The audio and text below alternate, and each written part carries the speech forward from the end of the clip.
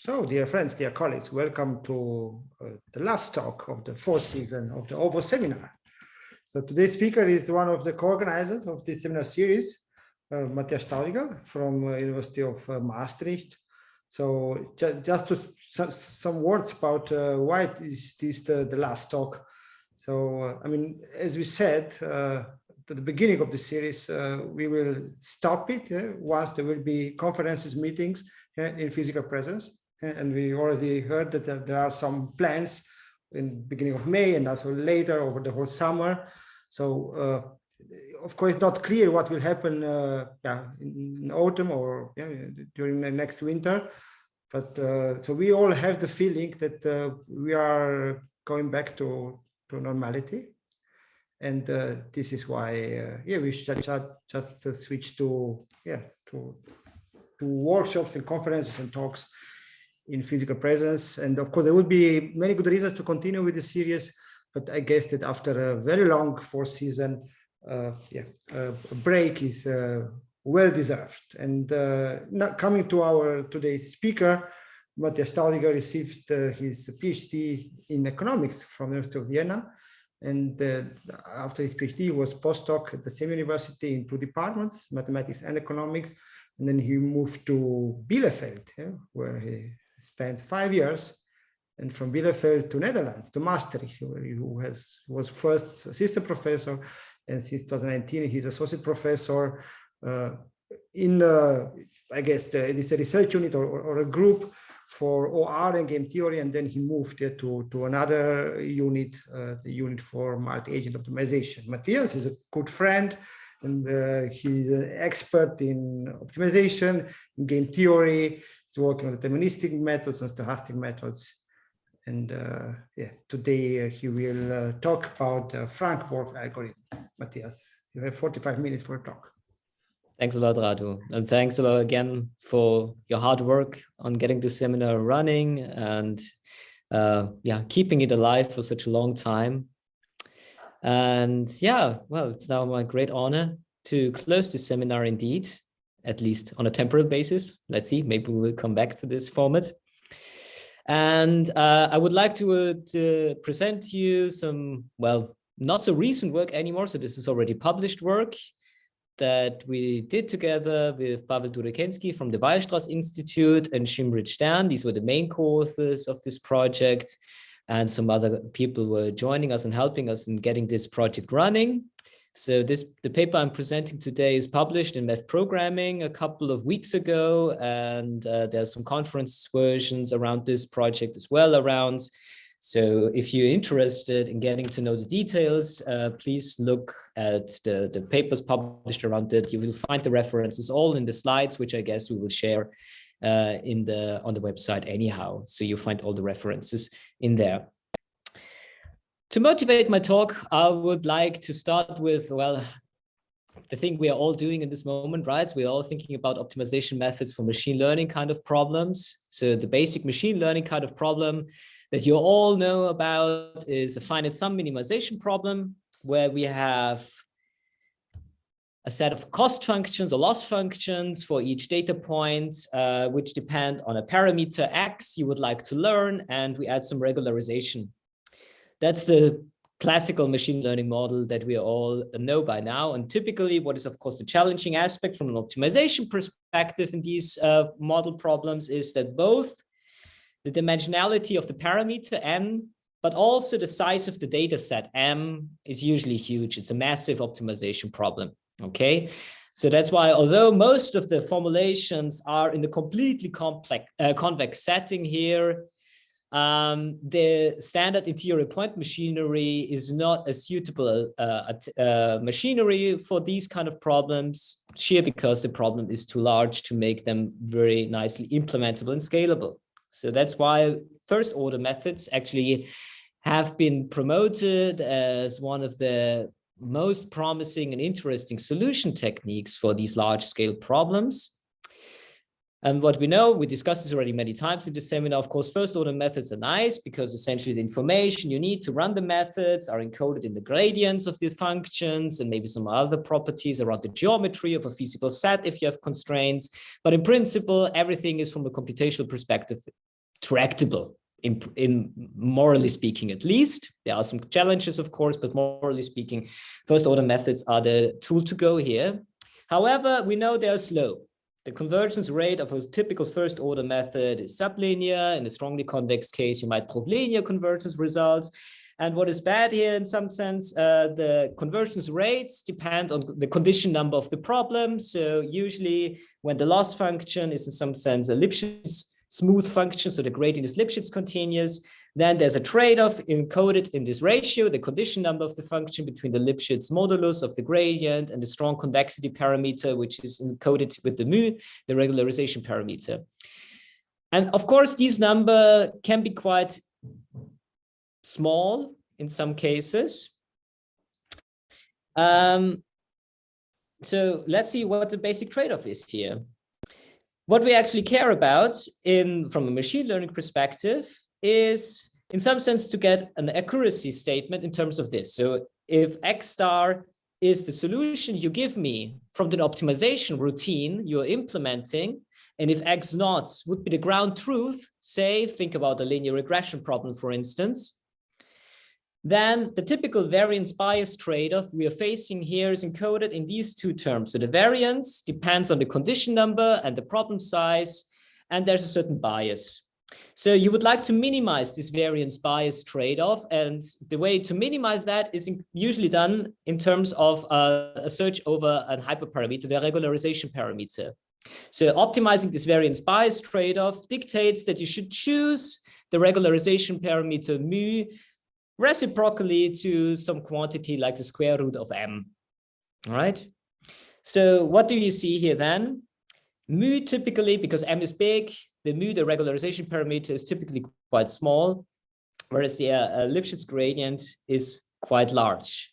So overall, if the mu is very small, we will have here a problem which is nearly ill-conditioned. Yeah, such optimization problems are nearly ill-conditioned. And for these kind of problems, the question is really, can we get some methods which exploit the problem structure to a better extent and still work with a reasonable accuracy? And again, motivated from this machine learning exercise, a reasonably large class of functions for which you can balance this variance bias trade-off while still ensuring a reasonable optimization performance are functions which are partly well known to the optimization community because they are really the backbone of the interior point machinery developed by Nesterov and Nemirovsky in the mid of the 90s and probably even before, but generalized in order to cope more examples which are of huge relevance in the machine learning community, okay? So these are the classes of functions which we were interested in this project, and they're summarized as generalized self-concordant functions. So what are they? We have a convex optimization problem like this, and the function f should satisfy certain properties. It should be a thrice continuously differentiable function over an open domain. And for those of you who are experts in self-concordance, you remember maybe that there's always a relationship between the derivatives in the self-concordance theory. The classical self-concordance theory related the third derivative with the second derivative of the function. The same can be done in the generalized self-concordant context, where the generalization happens mainly in the exponents, how the third and the second derivative of these two functions, of this function actually behaves. Okay, so we're saying a function is generalized self-concordant if the directional derivative, that would be one way to define it at least, the directional derivative of the function f within directions which stay in the feasible set or the domain of the function f, essentially satisfy the relation that the third derivative here is bounded by some constant m, second derivative, and some power nu over 2, where the nu is essentially a flexible parameter that you can choose. So what is the standard self-concordance theory would be the result when you pick nu equal to 3. Then you will obtain self-concordant functions in the spirit of Nesterov and Nemirovsky, essentially. subject to some, well, some scaling with this parameter m. Let's keep this for the moment flexible, okay?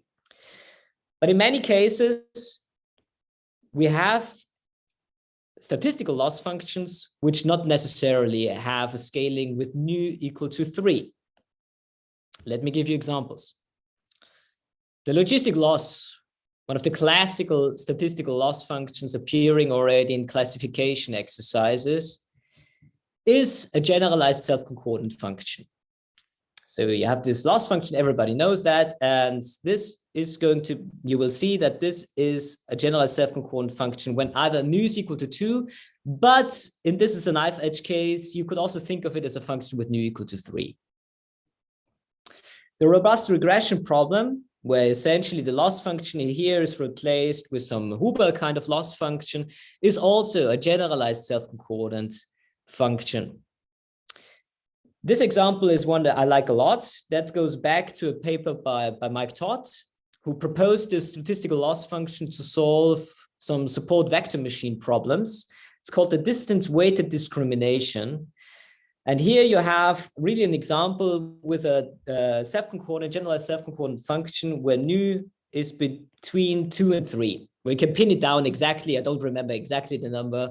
It's some number between 2 and 3.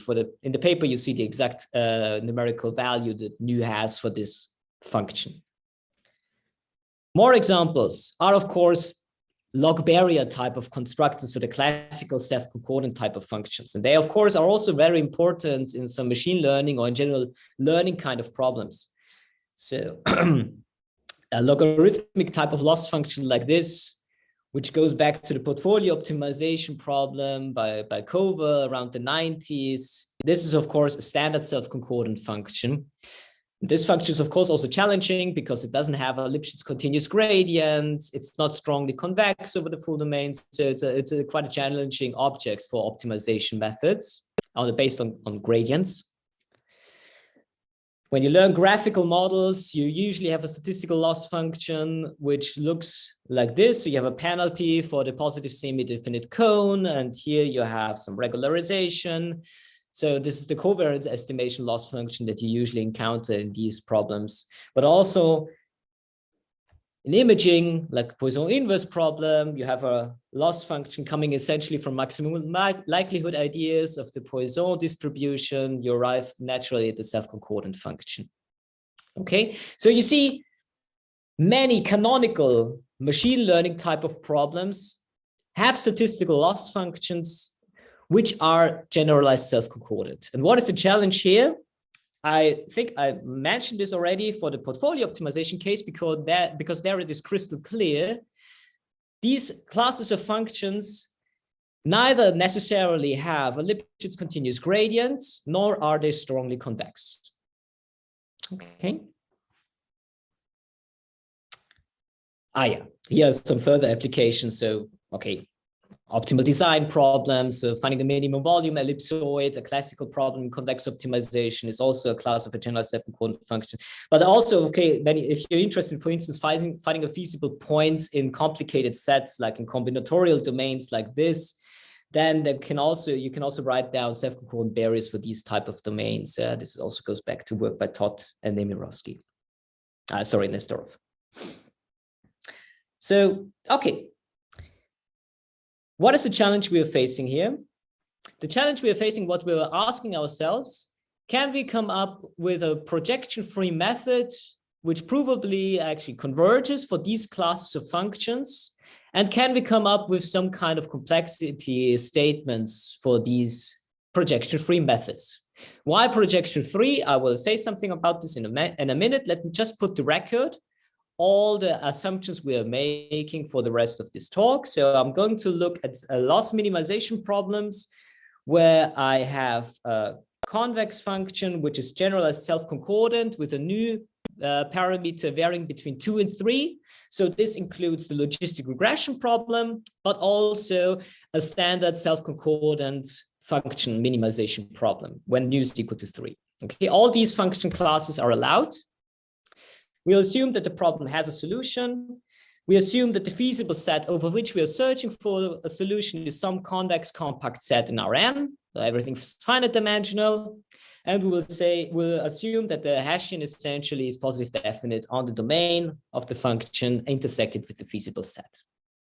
Okay, so these are the running hypotheses. Right.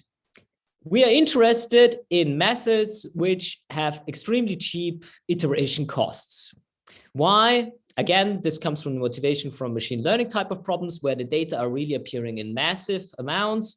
So you would like to have methods which come with little implementation costs. We would not like to compute projections on the set X, and would not like, therefore, in particular, to evaluate proximal operators on the set X, right? So we are looking really at methods which are essentially working on a projection-free basis. And these kind of methods are conditional gradient, or also known as Frank-Wolfe methods. They are extremely popular within the machine learning community by now, simply because they are saving you some computationally costly steps like a prox operator, or in the special case, a projection. How do they work? They are defined in a typical first order algorithm way. We construct a search direction, and then we pin down some step size policy, which guarantees feasibility and some performance guarantees in terms of reducing the objective function value. The oracle you need to construct in order to find a search direction is super simple. It's just solving a linear minimization problem. So that's the kind of basic computational cost we are having. Something like this. So this is the kind of search direction we are trying to find at each iteration of the algorithm. So the only assumption you need essentially to make this algorithm work is that you are able to compute this search direction in an efficient way. And for many geometries, so for many feasible sets X, this is indeed the case, right? Like in the simplex case, you can easily compute this linear minimization oracle, but also on more sophisticated domains like the cone of positive semi-definite matrices, you can easily compute such an oracle where it would be just giving you an eigenvalue problem. So you have to find a leading eigenvalue if you have symmetric matrices or singular value decomposition in more general domains. Okay, so it's a really computationally simple kind of oracle that you can construct for many well-known domains of relevance and optimization. And beside the search direction, of course, we would also like to find a measure of progress. How do we quantify the progress we are making at each iteration of our method? And that's typically done by a kind of dual gap function, which is in this literature just called the Frank-Wolfe gap function, but it's just a dual gap function that you also know from the theory of variational inequalities, where this gradient would be the maximal monotone operator, a single valued one. Yeah. So that's the kind of merit function that is involved in these algorithms. And then, okay, assuming you can run the linear minimization oracle, it's super simple. As long as my merit function stays above the certain threshold epsilon, I evaluate my oracle, I make an update on the primal sequence by fixing a step size. You can do that either by using some decaying rule like 1/k, approximately 1/k, there will be a standard step size rule. You can also do a line search, exact line search, a linearized line search. Everything is okay, doesn't really matter. And you update the algorithm towards this direction, sk minus xk. So that's the improving direction in which you go. Okay. Why do we care about this? I think I said already many times, we care about this because it's simple, it's cheap to code, it gives us at reasonable implementation costs, solutions which might not be very accurate, but that's okay for the problem I'm interested in, because in machine learning, usually we have noisy data anyhow, so we don't really exactly know the numerical values for the problem that we want to solve. So usually some approximate solution is good enough for me to work. And they are also very nice in terms of preservation of problem structure. Okay, so many of the algorithms that we have would like to find a sparse solution of a certain problem. With a Frank-Wolfe implementation, you can guarantee that sparsity is preserved. So that's why that's another reason why people actually like the Frank-Wolfe method a lot in machine learning. Okay, so if you're interested, we published a survey on this topic where you can find more methods and more arguments for going for first order methods. The problem is with these methods, they are not only slow, as for typical first order methods, they're slow even in instances where we actually know that we should get linear convergence guarantees. So typically what you have, unless you have strong convexity properties in your problem, you get just sublinear convergence guarantees. And the reason for this is encoded essentially in the typical picture that you see here. So towards the end of the vanilla Frank-Wolfe algorithm I sketched, you have this problematic zigzagging type of behavior in the iterates. And this makes the method extremely slow. Yeah. So we will find some ways to get rid of this for some modifications. So some modifications have been presented in order to get rid of the zigzagging essentially. But that's something that's the reason why you get essentially slow rates with this method. But okay, therefore it's very easy to code and implement. However, for self-concordant minimization problems or generalized self-concordant problems, the problem is even more severe. So we really need to think about how to implement actually these projection-free methods in order to get trajectories which are well-defined, which stay in the feasible set. Yeah, so a simple example where a vanilla Frank-Wolfe implementation would not work for minimizing a self-concordant function would be like this toy model. Okay, suppose you would like to minimize these two logs. Okay, so you try to find this over a simplex. Let's say you start somewhere on the simplex, like this number, 1/3, 3/3. Okay, and you take the standard Frank-Wolfe step size, something like this. You will see the first method is not, the first iterate is not even defined. Yeah, because the first iterate by running from this initial condition with this step size would lead to a vertex of the simplex, and there, of course, the function is not well defined. So you need to think a little bit how actually you run projection-free methods on self-concordant functions. That was the main motivation for this project. Okay, so how do we set up methods that actually guarantee feasibility and recover in the basic implementation, at least, the typical convergence guarantees that we're used to in projection-free minimization? So for this, we need some quantities that adapt to the geometry dictated by essentially the self-concordant function, and therefore resemble also a little bit the domain on which we're working. So what we need usually in self-concordant minimization problems is some safeguard, some certificates that allows us to see whether we are staying inside the feasible set or not. Okay, and anybody here who's actually familiar with interior point methods know essentially how this safeguard should look like. It's going to be a kind of a Dickin ellipsoid. So the Dickin ellipsoid is just in some sense an Euclidean ball where you use, instead of an L2 norm, some adapted norm coming from the geometry of the objective function. Okay, so a kind of a Hilbert norm is induced by the Hessian of the function f.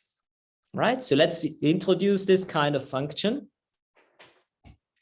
And based on this function, let's introduce also a kind of adapted metric.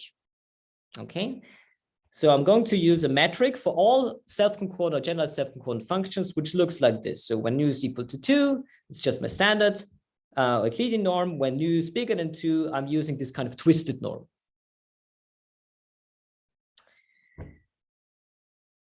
And as I said, well, with the help of the Dickin ellipsoid, we can find directions that allow us to stay within the feasible set. So the Dickin ellipsoid with some generalized ball, which is just collecting all vectors where this generalized matrix stays smaller than some quantity r. And the cool thing is that you can generalize the classical self-concordance estimate that the Dickin ellipsoid with radius 1 stays inside the domain of f.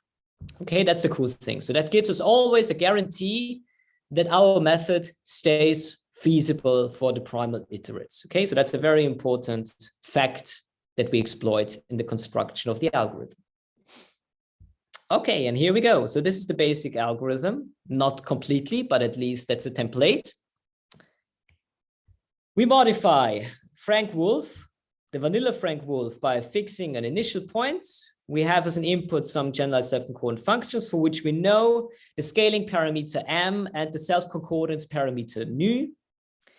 as long as our merit function stays above a threshold epsilon, we are querying the linear minimization oracle. We define a step size, okay, that looks incomplete. It is. So far, I haven't said how to choose this alpha, so I will make this precise in a second. But once we have a way to evaluate for the step size, we just update the primal iterate. Okay, so what is the step size? How do I compute the step size? Remember, a step size is always there to guarantee feasibility and some kind of progress. So what do I want? I want to stay feasible. That's ensured by staying within the Dickon ellipsoid of radius 1. Okay, so that's what I need. And on top, I would like to reduce my objective function value. Okay, so because f is not necessarily Lipschitz smooth, we don't have a typical descent lemma, but based from the theory of self-concordance, we can generalize it to generalized self-concordance, kind of a descent lemma, where this guy here in front of the norm, okay, which is a local norm, by the way, is generalized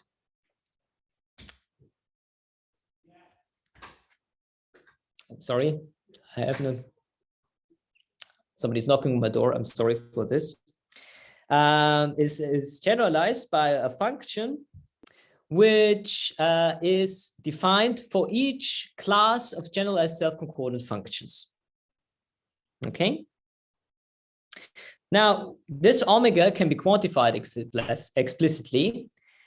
And essentially, by choosing now the step size t, yeah, we can find a closed form expression for a step size policy. This would be an analytic step size formulation that that can be evaluated easily. Yeah. So how do you compute that? Well, essentially now we plug in the terms. So this gap function comes in from the linear part by just writing explicitly what x plus would be. Then, okay, this term is just some notation that we introduce. So essentially what we want to find a t that makes this as large as possible, the function diminishing as large as possible, subject to staying within some feasibility bounds. Okay. All these quantities that is so beautiful about this approach have an explicit expression. You can quantify this. Okay. And we can even solve this maximization problem. Okay, we can easily solve it and we get an analytic expression for the step size that we choose involving parameters of or data of the problem that we can all evaluate. Okay, so this gives rise essentially to a vanilla kind of Frank-Wolfe method adapted to the geometry of self-concordant or generalized self-concordant functions. So at each iteration, we make a first order progress like this.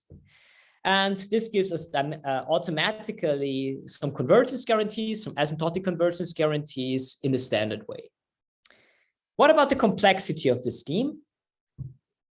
The complexity is a bit more difficult to evaluate because, again, yeah, we don't have any global bounding quantities. We always have to localize essentially the quantities that we need to get a global complexity estimate. So in the vanilla version, I'm going to present you, we are localizing now the complexity estimates to level sets of the objective function, over which we can essentially compute a kind of a local Lipschitz gradient modulus. And this allows us to quantify the number of iterations we will need in order to make an approximation error. So the distance in the current iterate or the function value of the current iterates to the optimal value by a quantity which scales like 1/epsilon. So you get the classical sublinear type of convergence guarantees with some constants that you can explicitly quantify. So everything here is explicitly written down. All right, so this gives the standard guarantees that you're used to when you look at projection-free methods. So when you look at the paper by Yagi, which was very influential in this literature, you will see similar kind of statements, but they use different quantities. They use global curvature estimates of the objective function, which are always hard to compute anyhow and not even satisfied for the self-concordant case. Okay. All right. Now let's see how we can improve the method. Let's try to make some of the constants here a bit more practical. I'm going to present you now two backtracking kind of variants, which give you the same complexity, but with constants that actually can be in some sense computed. So the first kind of adaptive backtracking version I would like to present tries to endogenize this global Lipschitz estimate, because this is, of course, very difficult to compute. In practice, we will not be able to compute this explicitly. So let's see whether we can find a method that actually updates this parameter automatically as we run the method. The idea is very simple again. The idea is essentially on the Lipschitz, on the level set of the function, because we have a descent method, we can focus essentially on level sets. And on the level set, we have a situation as if we are working with a Lipschitz continuous gradient. So we can try to bound our objective function progress in terms of a quadratic model with a coefficient L, which usually here would be the Lipschitz modulus that we don't know, but we could search for it. Okay, so suppose we have a good estimate for this quantity, then we can upper bound the objective function progress by a quadratic model.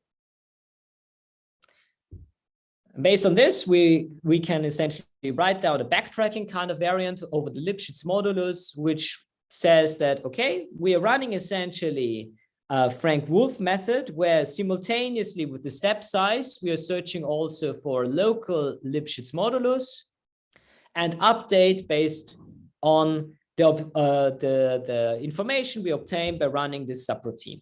Okay, the subroutine is essentially really a backtracking step. So as long as we are above our quadratic model, we are reducing all the coefficients, and at some ultimate step, we have to stop here. So this is well posed. All right, and this works.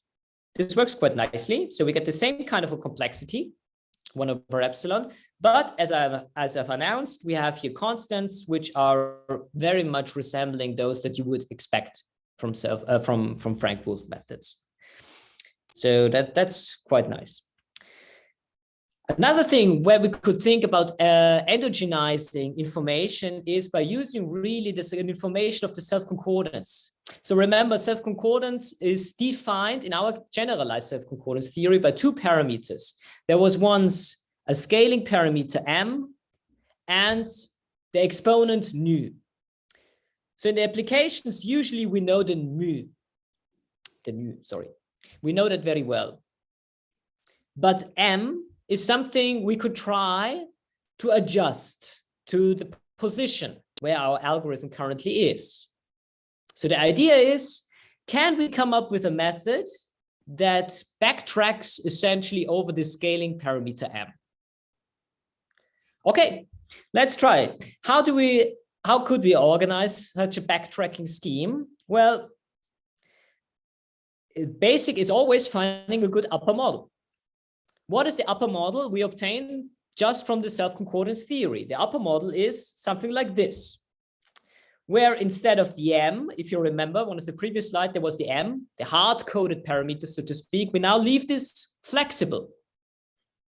So let's try to see whether we can find a parameter mu so that we get an upper bounding model, sorry, not a quadratic model, an upper bounding model, which looks like this. Okay. It works essentially in the same way as backtracking over Lipschitz parameter, but the model that we're using now to organize the backtracking is fundamentally different and very much exploiting the problem structure we are having here for the optimization problems.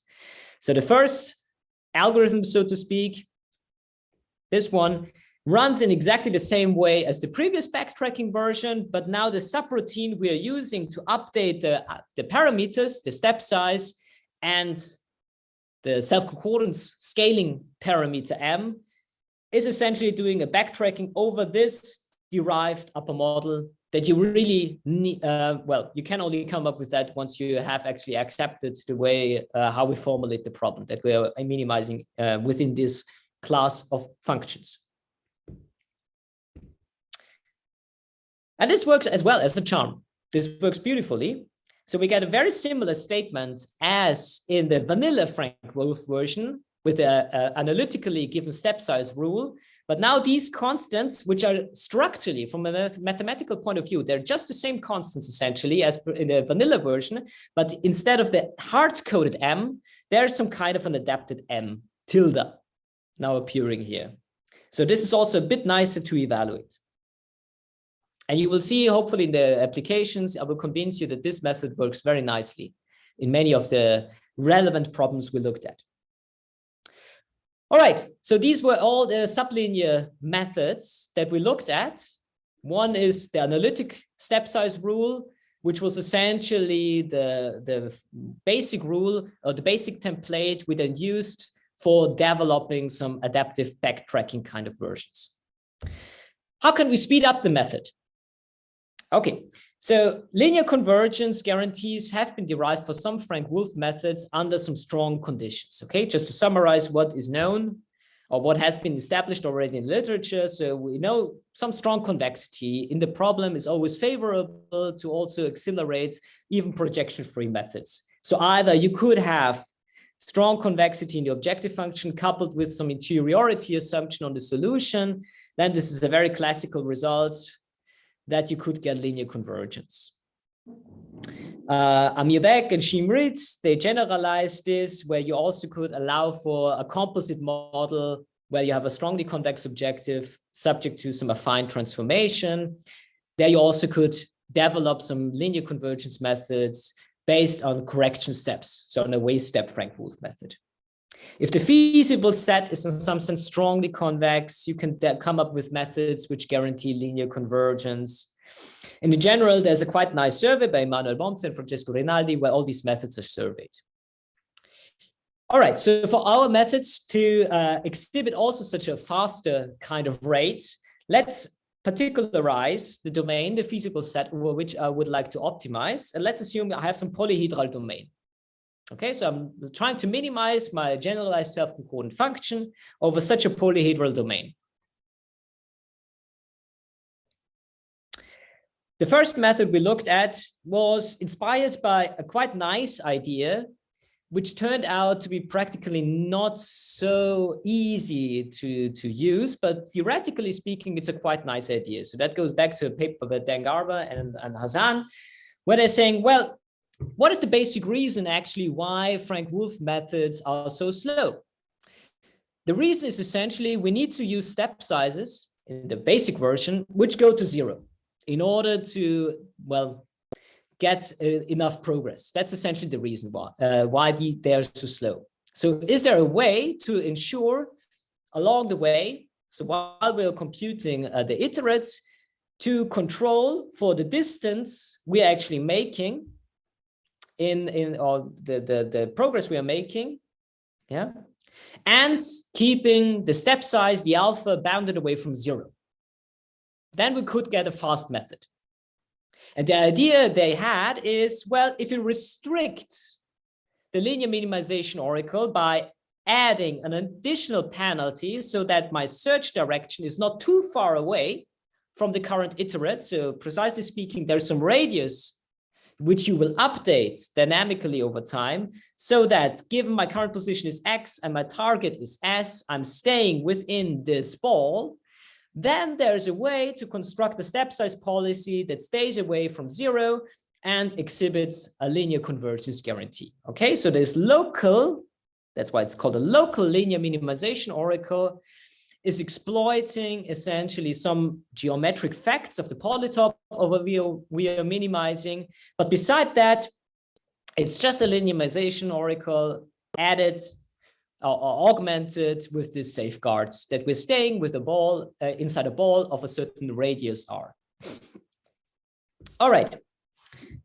In principle, we can adapt this method as well to our needs. Okay, so we have to come up with some kind of a modified merit function. We have to come up with some kind of a modified linear minimization oracle, right? And there we go. This would be our method. So we're constructing a sequence of radii over which we are starting to search and query the linear minimization oracle. Once this sequence is established, we are querying the local linear minimization oracle, we have to come up with a way to compute the step sizes. I'm not going to explain that. That's a bit technical. So you can find the computations in the paper. But then still, we're just updating. Okay, there's a typo here. It should be, of course, xk, not x0. And there we go. That works theoretically, at least, very nicely. So assuming that this local minimization oracle can be implemented effectively, and that's essentially the twist of this method. So we didn't find it very easy, essentially, to get this local linear minimization oracle running. For some domains, it's quite easy, but for others, it's quite tough. But assuming you can run such a local linear minimization oracle, you get linear convergence guarantees, where the alpha, the step size, has a well-defined bound from below. So that's an estimate we provide in the paper so that you can essentially upper bound this rate here as well with some global quantities. So everything works here quite nicely as well. What else can you do besides restricting the search directions over balls, essentially? You could try to find methods which use corrective steps in between. That's the last method I would like to discuss with you before I quickly run to some experiments. I'm not sure how much time you still have, Radu. Is it 8 minutes? 8 minutes, great. Okay, so very quickly, we have also looked at a corrective version based on the way steps, which essentially need, again, the geometric structure of the feasible set over which we are minimizing here. So that's why we made this polytop kind of assumption at the beginning, because over that domain, we know quite well how to run an away step method. And the idea is essentially that besides doing forward steps, so the linear minimization oracle is giving you a search direction, which is a target point. You also do a correction step by essentially eliminating points where the performance essentially is not that good. Now, how to make this precise? That exploits, of course, the polyhedral structure of the problem. So when you do this elimination step, you do this over the extreme points of the polyhedron, okay? So first, let me introduce maybe some notation. So because we have a polyhedron, we know there will be a set of extreme points. Usually, of course, in the domains we're interested, we will assume that this is finitely generated. That would be the most interesting situation or the most appealing situation. Then, of course, we know Minkowski-Weil saying that such a polyhedral domain is the convex hull over its extreme points. So we can represent any point in the feasible set as an expected value, essentially, as a convex combination of extreme points. So we need an oracle which gives us forward directions as in the previous algorithms, but now we impose explicitly a kind of a tie-breaking rule. In the previous algorithms, I was never really explicit what kind of rule we use to pick a point from the linear minimization oracle. Here I'm now very precise, and I'm actually assuming that the forward direction is always giving me an extreme point, okay? So that's a tie-breaking rule. So Amir and Shimrit, they called this a vertex linear oracle. So we're not the first who are using this explicit tie-breaking rule, of course. And beside that, for the correction step, I need to look at vertices which are currently active and which perform bad in some sense. Okay, so that's why I'm looking at the argmax. So these are the vertices I would like to eliminate over time. So search directions based on the vertex linear oracle, we will call them forward steps. Vertices obtained by querying this oracle will be called away steps. The method is now a bit more complex to state, but essentially it runs as follows. You do a forward step if the first order progress we are making by implementing such a direction is more favorable than doing a correction step. That's the idea. Otherwise, you do an away step. Okay, so you activate a vector field looking either forward or backward, so to speak. When you have decided which direction you go, you pin down a step size. We have solved now this model, but you can come up with different rules for step size. And now it depends. When you do a forward step, you actually do an augmentation of the active set. So you add vertices. When you do an away step, you eliminate vertices. So that's a correction. And with some careful analysis, also this method is first of all well posed. So we're always staying within the domain. And it's nice that we get the typical linear convergence guarantees with some coefficient theta that in principle you can evaluate.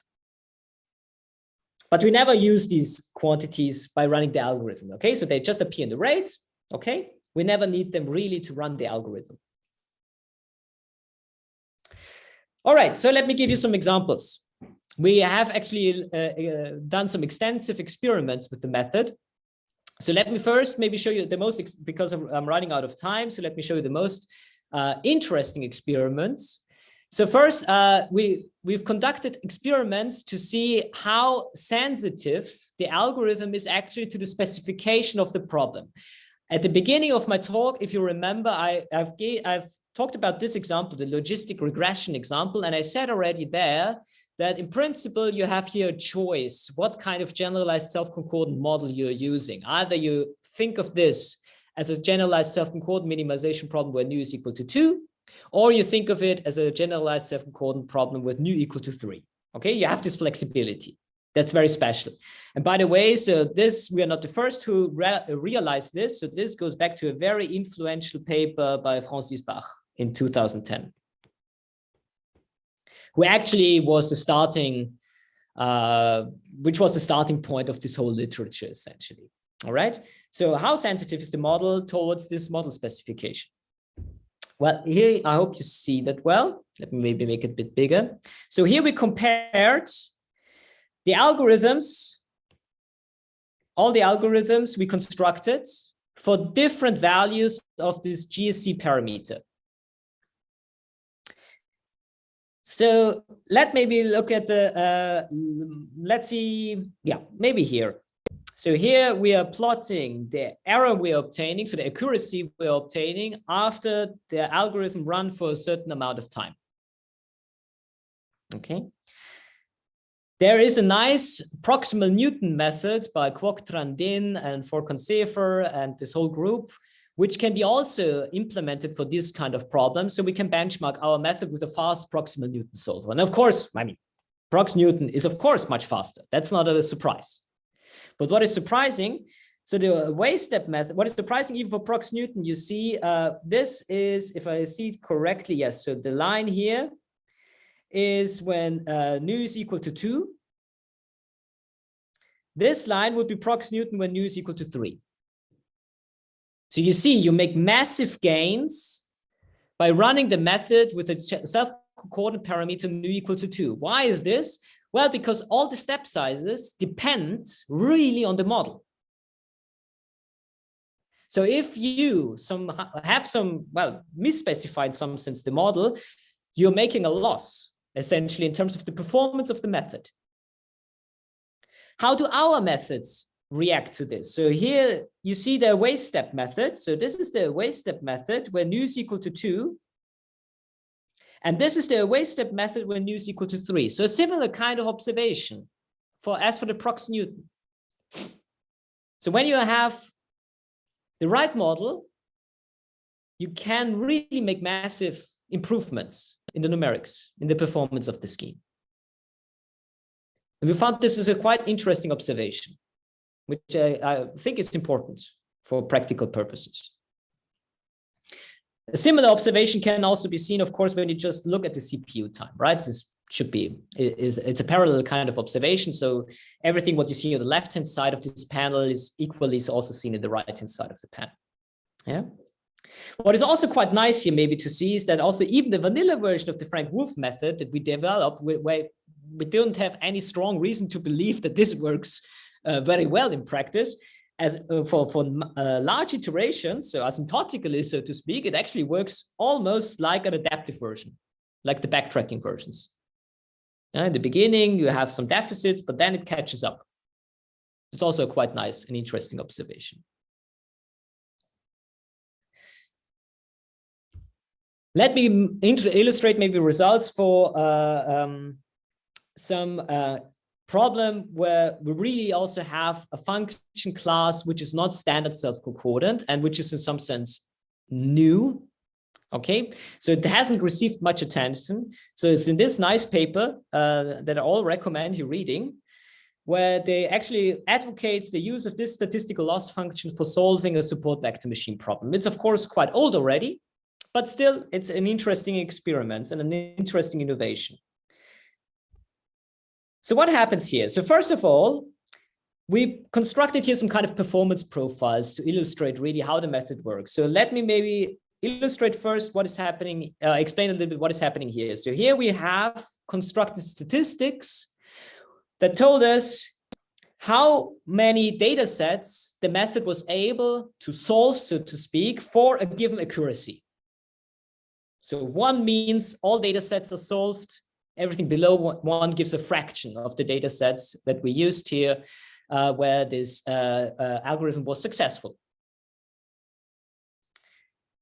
What you see here, when you apply the standard Frank-Wolfe method, you see that it is only able to solve the problem for approximately 40% of the data sets, even with a low accuracy of 10⁻². So it doesn't even converge very well in a lot of data sets. And in particular, the large data sets, it didn't work very well. Our methods worked actually quite well. In terms of the performance gains that you're making here, then you also see that, I mean, on the methods that it solves the problem, the standard method works all right-ish, yeah.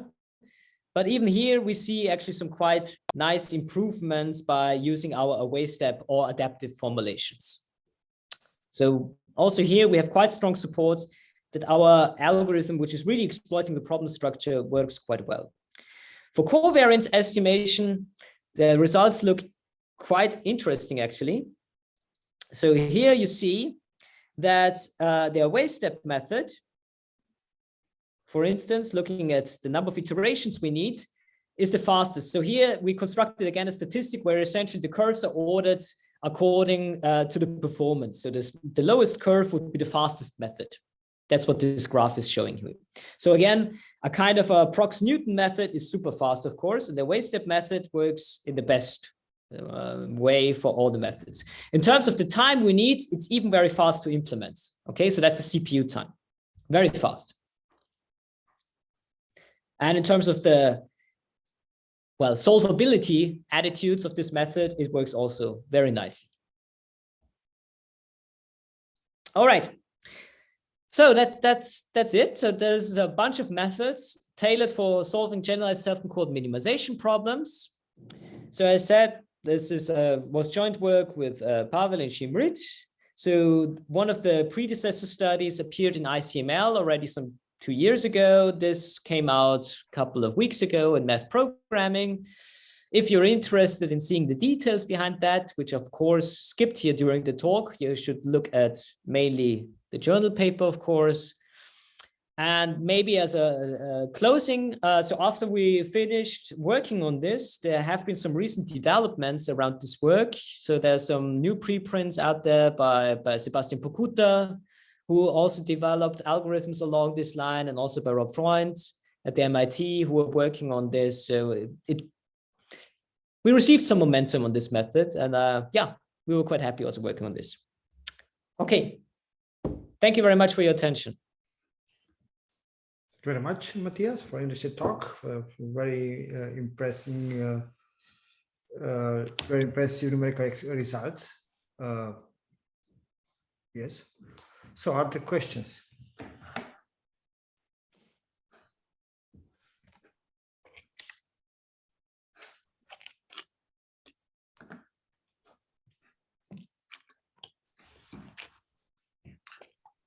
So then I'll take a question. Okay, yes. Just by curiosity for this generalized self-concordance. First of all, thank you, of course, for the talk was really neat and very well presented. So thanks for that, Matthias. the self-concordance generalization, are you destroying some of the basic rules? Like, what do you know, for example, when you have two functions which are generalized self-concordant? You do the sum, for example. Do you preserve some operation? Yes. Yeah. So you can essentially generalize the whole theory from Nesterov-Nemirovsky to this class of functions. Almost everything works. Then okay, so then that's why I was a bit confused when you speak about the M, because when we deal with classical self-concordance, the M can be always taken be equal to 2, period. Right. Yes. So in that case, that's invariance. So in that case, what happened? So here you have to take a max. It doesn't happen because you suggested a method to compute. Yes. So you have to play with the M. If I remember correctly, I think you have to take the max. If you know that two functions are generalized self-concordant with parameter M1, M2, you have to take the max. Yeah, that's the general rule. But in what I'm saying is that for a self-concordance function, the M, I mean, there's an invariance. You can scale it always. So you can always assume to be a constant equal to 2, no matter what function you're using. What happened in the generalized self-concordance? That probably doesn't hold. I mean, I don't know. No, that will not work. That will not work here. So you really have also to come up with an M. So for the logistic regression example, like this cost function, actually, the M really also depends on the model you're using here, right? So we computed the M for the logistic regression example when nu is equal to 2 or when nu is equal to 3. So they are different. No. So you cannot just simply rescale it. So you don't have this invariance scale. That's true. That's something you don't have. But Mark, even when you do have the invariance, sometimes it's worthwhile playing with M for numerical purposes. But it doesn't, it's not needed. You can just rescale from the beginning and that's all, you're done. Yeah. But a standard self-concordance, yes. Standard self-concordance. No, well, because we're optimizing an upper bound on the function, it actually does matter in practice. No, it doesn't. Numerically, because of this, how we choose the step size. No, but I mean, before you start to deal with an algorithm here, you just rescale. That's it. You're done. No, you can do that. Doesn't exist. You can do that, and then you will have a constant parameter. But then you might have poorer results than if you play with the size of the parameter. No, but the parameter is equal to 2, Shimrit. That's all. It's not the parameter. No, but you can rescale we can rescale so the parameter will be equal to 2. That's correct. Yeah. Okay. But even if it's not equal to 2, but I'm saying that setting it, rescaling and setting the parameter to be equal to 2 might actually give you worse results than not rescaling and playing with and doing some backtracking. That I cannot see, but I mean, if you that's just like what we observed in practice. Okay. It's not something that is necessarily very apparent in the analysis. Yeah. So that brings me to the second question, which is also very general. You are advertising the so-called projection-free method, Frank-Wolfe, but as far as I can see, the problems that you are solving, I mean, did you try to use the projected gradient? Because you can project for some of the functions you can't do it. Very, very simple here. For example, for the logistic loss. Yes, for the logistic loss. You have been using for the logistic loss, you can do that. But for instance, this distance-weighted regression problem, or distance-weighted discrimination problem, it's not a Lipschitz gradient function. So here you can't easily use a prox gradient. No, I'm not a projected gradient. Okay, so okay.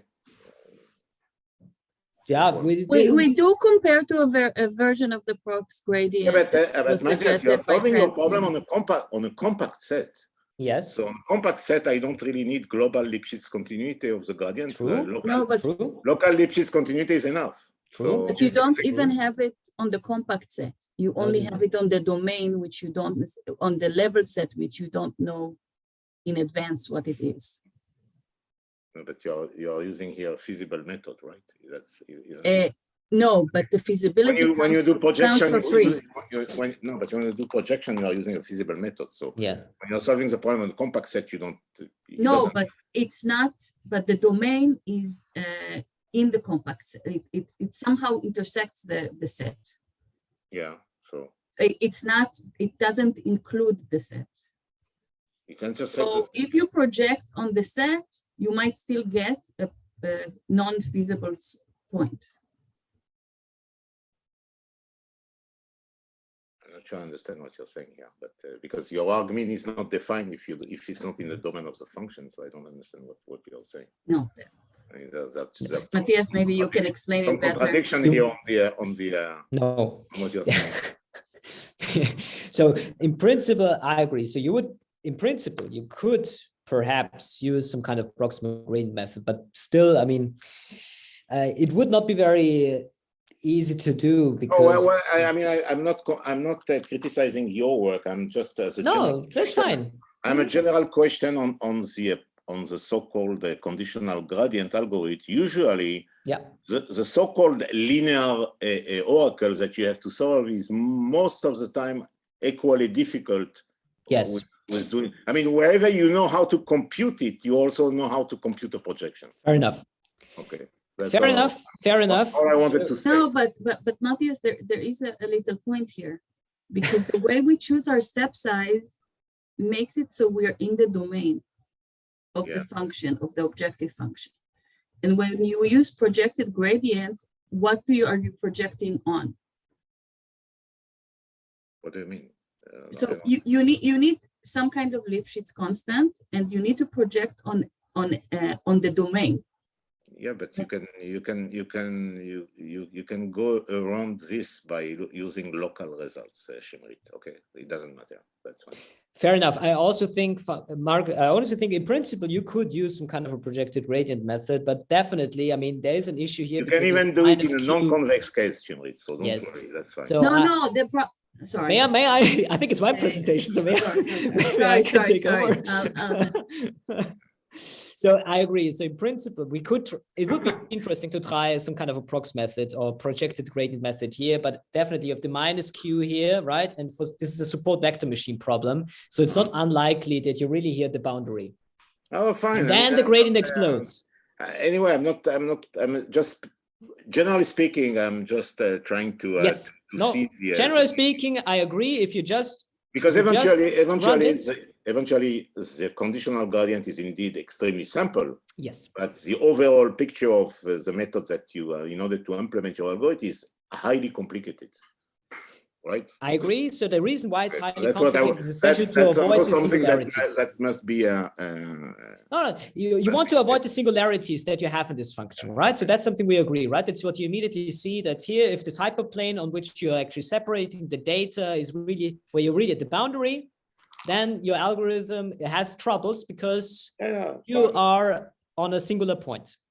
There you agree. That's what we agree about. And there, so, but what I didn't talk about. So here you have a classical problem where, of course, projection is not very useful or not very nice, where you would like to find a feasible point in a positive semi-definite cone, right? So here, if you do a projection, you have to do an SVD, and you have to find all the eigenvalues or singular values, whereas with a conditional gradient, we just need to find the maximum or the minimum. This is a typical. That's a typical example. This is a typical model to sell the conditional gradient, right?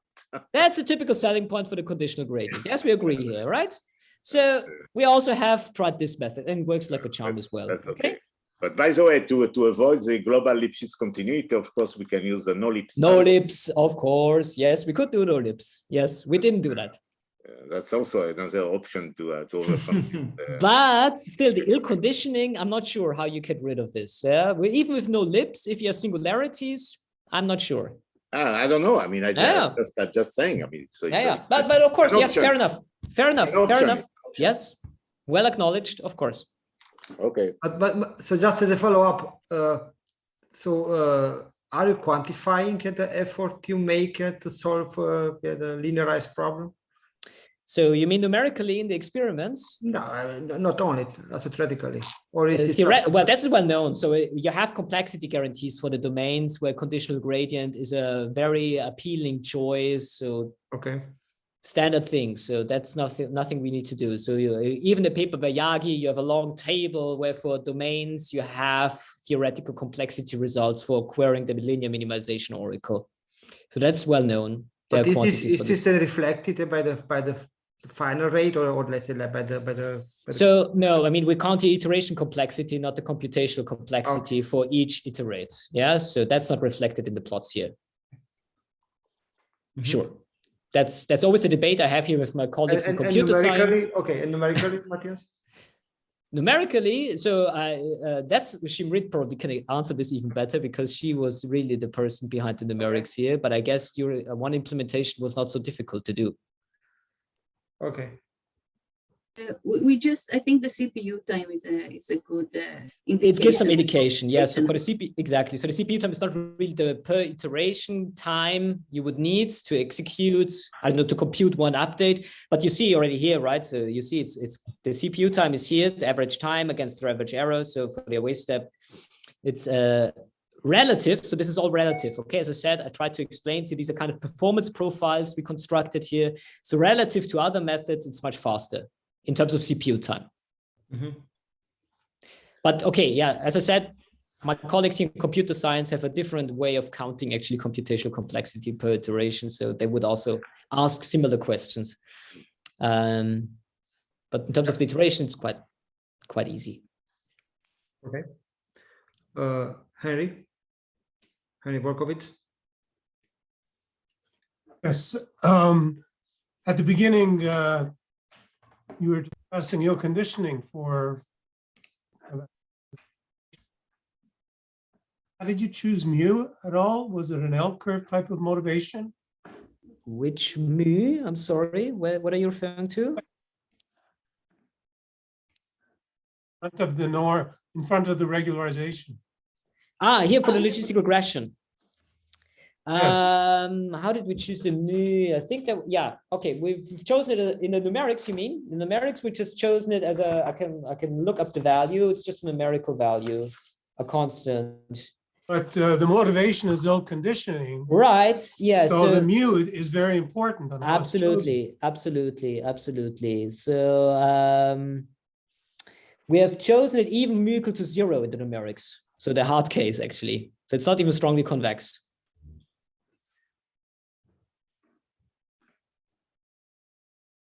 Okay. So the mu is 0 in our numerics even.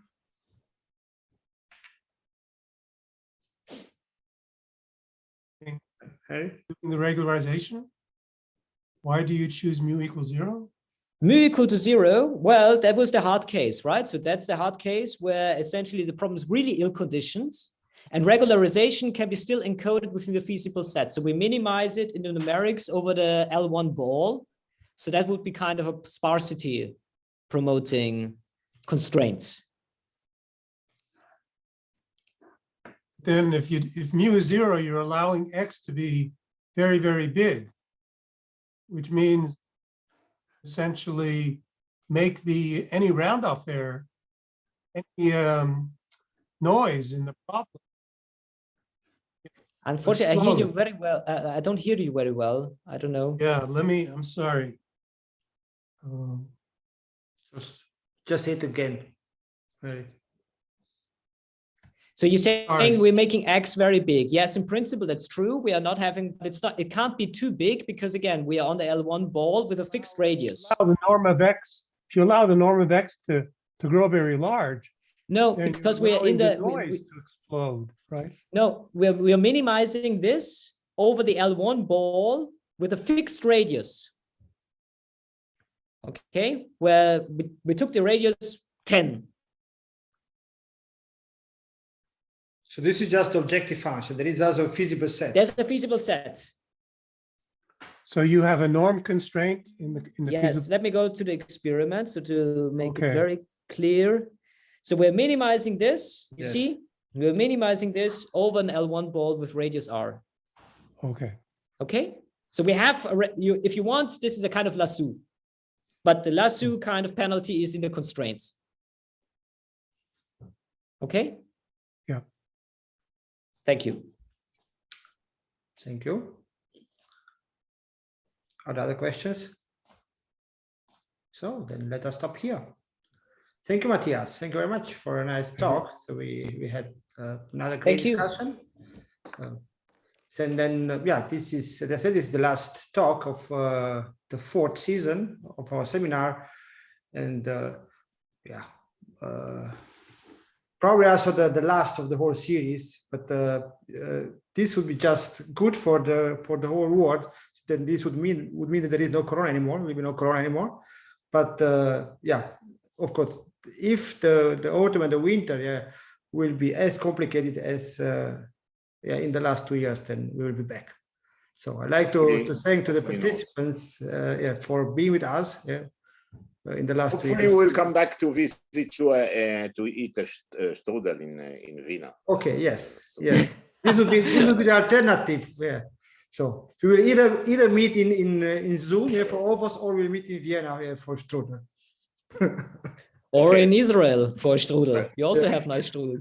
Oh, sure. Well, actually, you're right. Probably maybe even better sometimes. Yeah.